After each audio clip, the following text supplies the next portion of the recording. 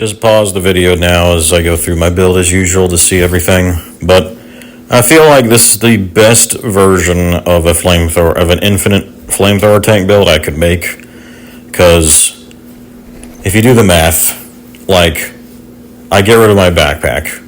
I put on maybe Adrenaline Rush or Ninja Bike, and it wouldn't be worth it as far as I could see. To still maintain, like, if I go Ninja Bike, I still need 3 tip of the spear pieces. So I would for the survivability part of it, I don't really see how Ninja Bike would benefit me in any way. I would lose an armor regen and a repair skill buff for one, because you can only have one attribute on Ninja Bike. So I'd lose those 2. I gain 1 skill tier and 15% weapon damage, neither of which helps me hardly at all.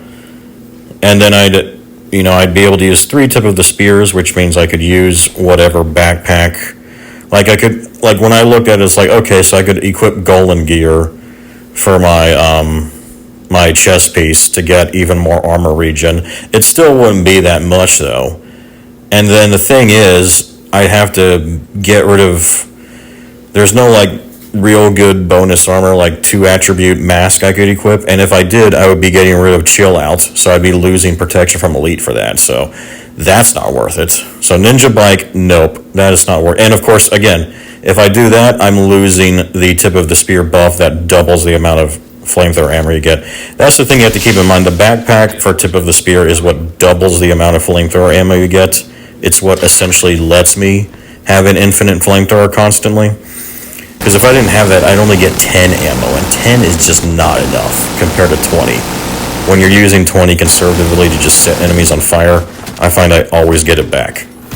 So yeah, and I always like have max ammo by the end of like a mission to like unload my flamethrower on like a boss or something, or a whole group of enemies when I see an opportunity to do that. And then in the meantime, I'm just using it, as I do here, just spray once, go back to shotgun, switch back out, spray it again, and then I get to enjoy using it and still maintain the ammo constantly on it. And the backpack tip of the spear is what makes that possible.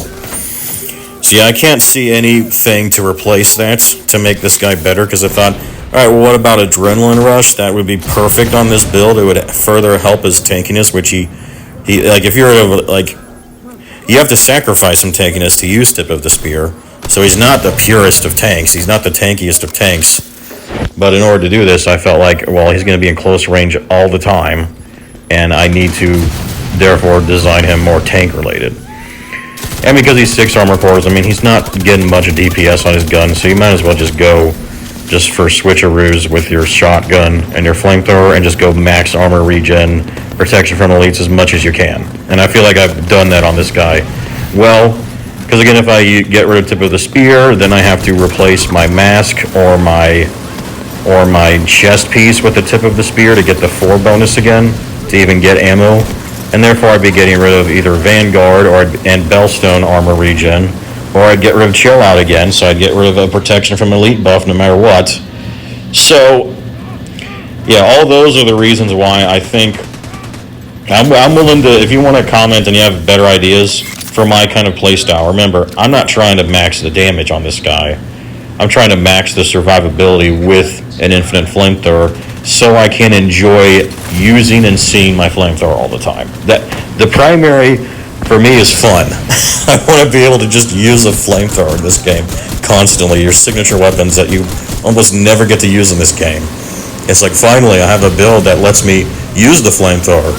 Everywhere else, every other kind of fire starter build out there, the flamethrower you either never use because you never have ammo, and then when you do, you just use it like one time and like the very end of a mission after you get all the ammo for it. And that's it's so dissatisfying for me, especially because I really like the sound effects, the animations. Like, I think like a lot of these guns in the game sound very like pew pew, which is disappointing because the gun design is awesome, but the gun sounds are not the best.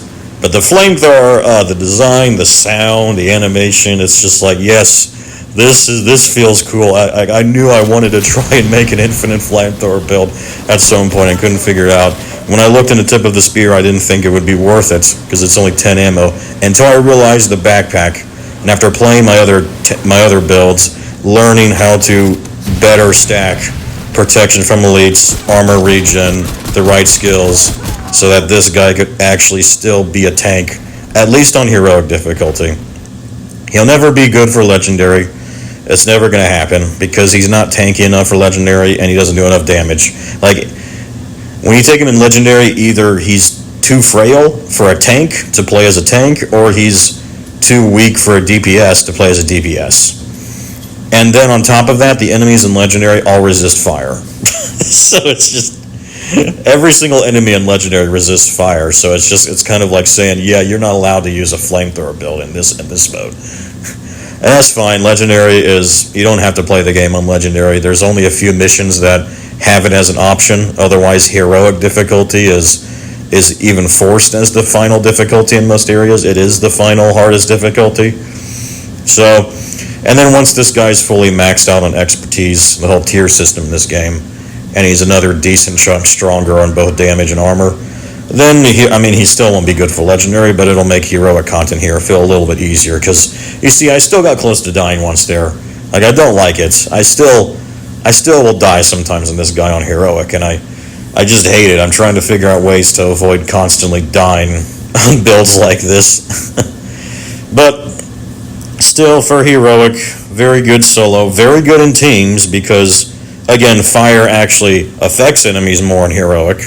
So being on a team where you are the guy who, like, he's tanky enough to still play the tank role on heroic difficulty in a team.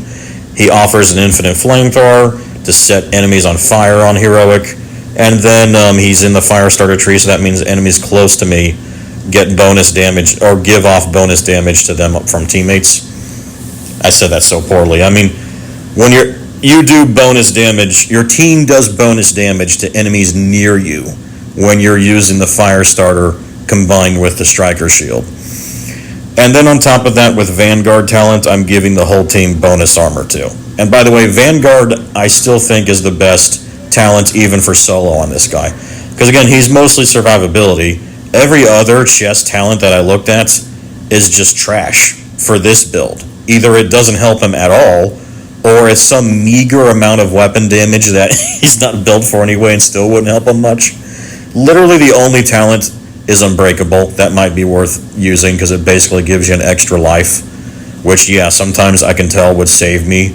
However, Vanguard also sometimes saves me in solo, because having those few seconds of shield invulnerability, especially on a striker shield, you're not using bulwark, so you have a more frail shield. So when you're using a more frail shield, it makes the few seconds of Vanguard invulnerability that much more, OP for you. So honestly, I find it really helps my shield health, even when I'm solo. When you're in solo, you can time it too, to use it like you would Unbreakable, like to just save yourself suddenly, or to just give you those few seconds sweet few seconds to get out of cover and set a whole group of enemies on fire without having to worry about your shield getting damaged during it. Like, that's still really good in solo. And then in groups, nothing more needs to be said. You're giving teams a bunch of armor constantly, so it's one of the best team buffs in the game, if not the best. And in Countdown, you get the bonus armor from it. So yeah, I don't think people might be saying, oh, you should use Unbreakable. I don't agree, and there's no other talent besides Unbreakable that would make sense to use on this guy, so Vanguard it is. So again, and then the Bellstone gives me more armor regen. That's why I use that. I don't use the Point Man with Perfect Vanguard, because I felt like it's not much stronger than regular Vanguard, and I need the extra armor regen. Like, that's better than the extra armor for this guy's survivability than going Point Man. So yeah, let me just shut up now. We've been in black mode for too long, but those are all my reasons. Again, I'm welcome for criticism, critique, see if there's other ways to make this better, because I really like this build, so I want to make it as good as possible, because I love having an infinite flamethrower.